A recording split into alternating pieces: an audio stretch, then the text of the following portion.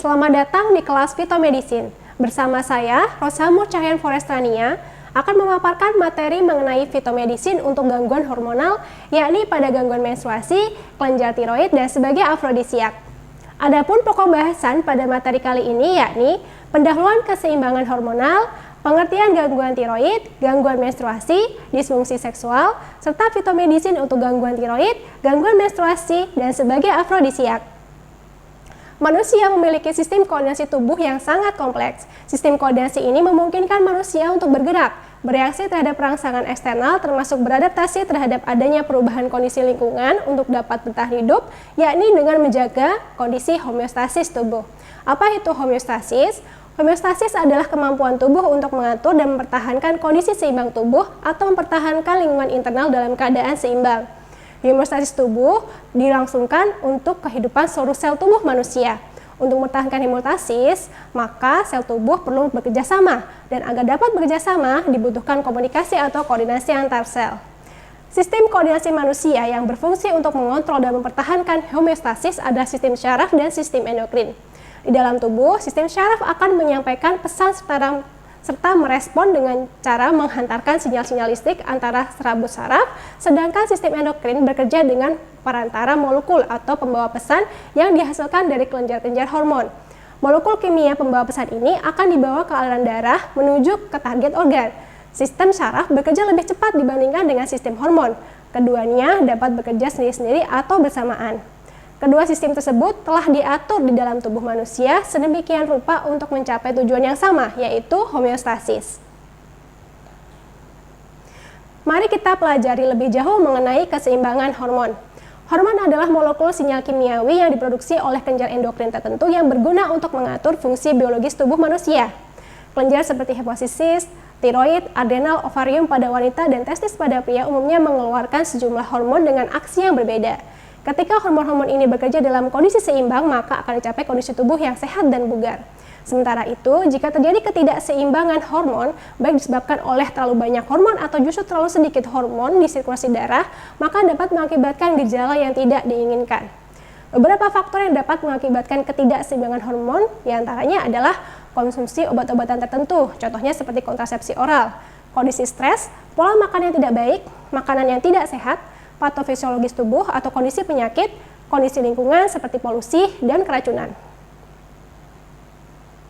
Tanaman obat memiliki arti penting sejak zaman kuno, di mana orang-orang telah menggunakannya dalam berbagai macam terapi hormon, termasuk diantaranya adalah yang digunakan pada nenek moyang kita. Terlebih dengan adanya laporan berbagai macam efek samping terhadap terapi konvensional untuk gangguan hormon, misalnya terapi hormon pada sindrom menopause yang dapat meningkatkan resiko kanker payudara dan ovarium, stroke dan tromboemboli vena, terutama untuk terapi jangka panjang. Hal ini menjadikan tanaman herbal menjadi peluang yang besar untuk diteliti dan digali lebih jauh sebagai fitomedicine untuk gangguan hormon. Beberapa contoh gangguan hormonal serta kajian fitomedicine yang akan dibahas pada materi kali ini adalah gangguan tiroid, gangguan menstruasi, dan disfungsi seksual. Pertama adalah tentang kelenjar tiroid. Kelenjar tiroid memiliki peran penting dalam mengatur tingkat metabolisme tubuh. Hormon tiroid, yakni triiodothyronin atau T3 dan tiroksin atau T4 adalah hormon berbasis tirosin yang diproduksi oleh kelenjar tiroid yang bertanggung jawab untuk regulasi metabolisme tubuh. Di sini, yodium diperlukan untuk produksi hormon T3 dan T4 ini. Hormon ini bekerja pada hampir setiap sel dalam tubuh dan sangat penting untuk pengembangan dan serta diferensiasi sel dalam tubuh. Beberapa contoh dari gangguan tiroid dalam tubuh diantaranya adalah 1. Gondok. Gondok di sini adalah pembesaran kelenjar tiroid abnormal tanpa rasa sakit yang dapat menyebabkan kesulitan bernafas dan menelan. Kemudian hipotiroidisme yang disebut juga sebagai penyakit tiroid yang kurang aktif, di mana pada penyakit ini kelenjar tiroid tidak akan menghasilkan cukup hormon tiroid T3 dan T4. Kemudian hipertiroidisme yang merupakan penyakit tiroid yang aktif atau titirotoksikosis, yakni suatu kondisi medis dengan kelebihan hormon tiroid. Kemudian nodul tiroid atau di sini jinak, dan kanker tiroid atau di sini kanker yang ganas, juga disebut sebagai nodul koloid, kista atau tiroiditis nodular yang merupakan benjolan padat atau berisi cairan di tiroid. biasanya tidak parah dan tidak menunjukkan gejala, tapi kadang-kadang dapat dirasakan di pangkal leher dan dapat menyebabkan sesak napas dan kesulitan menelan. Kemudian Hashimoto thyroiditis atau HT merupakan tiroiditis autoimun. Di sini limfosit menyusup ke kelenjar dan menghasilkan autoantibodi terhadap tiroglobulin dan peroksidase tiroid yang menyebabkan kerusakan di jalan tiroid dan menghalangi enzim yang diperlukan untuk produksi hormon, sehingga menyebabkan pengembangan gondok dan akhirnya hipotiroidisme.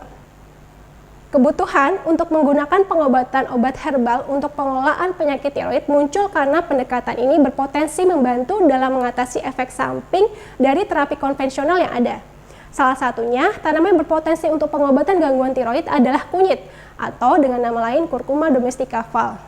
Kunyit ini dikenal dengan berbagai nama daerah, misalnya di Sumatera dikenal dengan nama kunyit, Kalimantan, janar, kemudian Jawa, temu kening atau kunir, kemudian Nusa Tenggara dikenal dengan nama kunyit, dan Sulawesi dikenal dengan nama hamu. Bagian tanaman yang digunakan adalah bagian rimpangnya. Penggunaan kunyit ini dilarang bagi mereka yang memiliki penyakit batu empedu dan hipersensitivitas pada kunyit. Penggunaan kunyit pada ibu hamil dan menyusui serta anak-anak perlu diperhatikan. Kemudian efek samping dari penggunaan kunyit bersifat ringan, yakni seperti mulut kering, kembung, nyeri perut, dosis tinggi menimbulkan mual, dan alergi kulit. Kemudian kunyit dilaporkan dapat berinteraksi dengan obat pengencer darah seperti aspirin, warfarin, clopidogrel sehingga meningkatkan resiko pendarahan. Selain itu, kombinasi dengan piperin dan atau teh hijau diketahui dapat meningkatkan efek farmakologi dari kunyit. Data toksisitas akut ekstrak alkohol kunyit menunjukkan nilai LD50 lebih dari 1000 mg per kilogram dengan tidak dilaporkannya adanya kematian pada tikus yang diberikan dosis terapi kunyit tersebut. Pada toksisitas akut dan kronik, pemberian ekstrak alkohol kunyit dengan dosis 1000 mg per kilogram dilaporkan menimbulkan depresi ringan, penurunan respirasi, dan penurunan aktivitas motorik spontan. Berdasarkan penelitian ini, dianjurkan dosis terapi ekstrak kunyit dibatasi hingga 500 mg per kilogram per hari secara oral. Anjuran dosis kombinasi kunyit sebagai obat tradisional adalah 3 kali 1-3 gram serbuk rimpang per hari. Cara penyiapan dapat dilakukan dengan 2 cara, yakni 1. Bahan diseduh dengan 1 cangkir air mendidih, diamkan, saring, dan diminum selagi hangat, atau dapat juga dengan bahan dibuang kulitnya, dihaluskan, tambahkan 2 sendok makan air panas, peras, dan saring. Boleh ditambahkan 1 sendok makan madu, kemudian diminum sekaligus. Lalu, bagaimana peran kunyit pada gangguan tiroid? Peran kunyit dalam gangguan kelenjar tiroid telah ditunjukkan oleh efeknya pada beberapa jalur biologis, termasuk antiinflamasi, antioksidan, antiproliferatif, apoptosis, angiogenesis, siklus sel, dan metastasis. Salah satu penelitian pada tikus albino menunjukkan bahwa kurkumin yang terkandung dalam rimpang kunyit diketahui dapat melindungi efek toksik dari pemberian natrium fluoride, yang mana senyawa ini diketahui dapat mempengaruhi fungsi dan struktur kelenjar tiroid. Penelitian lain mengujikan pengaruh kunyit terhadap toksisitas aluminium klorida pada beberapa hormon hipofisis, tiroid, dan testosteron. Berikutnya akan dibahas mengenai fitomedicine untuk gangguan menstruasi. Gangguan menstruasi merupakan salah satu tanda terjadinya resiko morbiditas reproduksi. Gangguan menstruasi ini adalah terjadinya pendarahan rahim yang tidak normal atau tidak teratur yang dapat menjadi gejala adanya tumor serviks, fibroid rahim, tuberkulosis, atau demam berdarah dengue. Jika pendarahan ini berlebihan dan berkepanjangan serta tidak diatasi, maka dapat menyebabkan anemia dan akhirnya mengancam jiwa. Sementara itu, gangguan menstruasi berupa oligomenor atau jarang menstruasi atau tidak ada amenor menstruasi mungkin mencerminkan adanya gangguan endokrin akibat malnutrisi, endokrin tuberkulosis material, AIDS, atau kanker. Kategori morbiditas menstruasi yang dapat didefinisikan oleh Howard Campbell tahun 2004 adalah: pertama, kondisi menstruasi yang menyakitkan atau dysmenorrhea. Kedua, kondisi siklus tidak teratur, termasuk durasi menstruasi dan pendarahan yang berlebihan atau menorrhagia atau polimenor. Kemudian menstruasi yang tertunda atau jarang. Jarang menstruasi disebut sebagai oligomenor dan tidak menstruasi disebut sebagai amenor. Di negara-negara barat, gangguan menstruasi sering diobati dengan terapi hormonal, termasuk kontrasepsi atau nonsteroid, serta obat antiinflamasi. Namun di negara-negara berpenghasilan rendah, perawatan ini mungkin tidak tersedia atau tidak terjangkau. Selain itu, penggunaan kontrasepsi oral pada terapi modern dapat menyebabkan gejala yang mirip dengan kehilangan kesuburan, seperti amenorrea atau pendarahan pada pertengahan siklus. Oleh karena itu, banyak wanita di Amerika Latin, Asia, Afrika terus memilih obat herbal. Masih dengan tanaman yang sama, kunyit selain dapat digunakan untuk mengatasi gangguan tiroid juga diketahui memiliki potensi untuk mengatasi gangguan menstruasi. Pada uji klinis randomized triple blind placebo controlled clinical trial, telah dilakukan evaluasi efek suplementasi kurkumin pada gejala nyeri pada wanita muda dengan premenstruasi sindrom dan dysmenorrhea.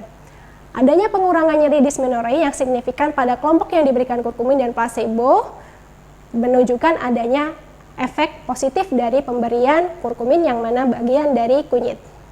Mekanisme yang terlibat di sini adalah aktivitas antiinflamasi dan analgesik dari kurkumin. Kurkumin diketahui dapat memodulasi respon inflamasi dengan mengatur aktivitas siklooksigenase 2 atau COX2, lipooksigenase, dan nitrit oksigenase, sehingga akan mengurangi atau bahkan menghambat kontraksi uterus. Selain itu, kunyit juga telah digunakan dalam jangka waktu yang lama oleh berbagai suku-suku pedalaman di India sebagai agen anti-fertilitas dan aborsi. Pembahasan berikutnya adalah mengenai fitomedicine untuk disfungsi seksual.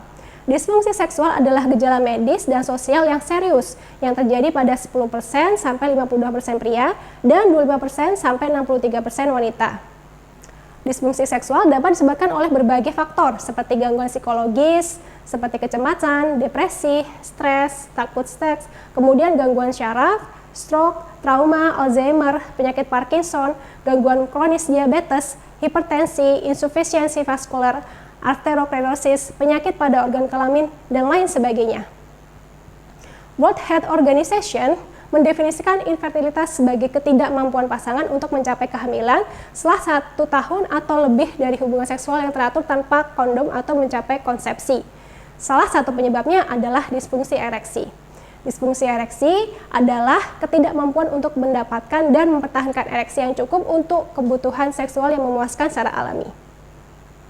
Sejak diperkenalkan sildenafil citrat untuk mengobati disfungsi ereksi, beberapa macam studi dan pembuktian ilmiah mulai dilakukan khususnya untuk menemukan bahan alam yang secara tradisional telah dimanfaatkan sebagai afrodisiak.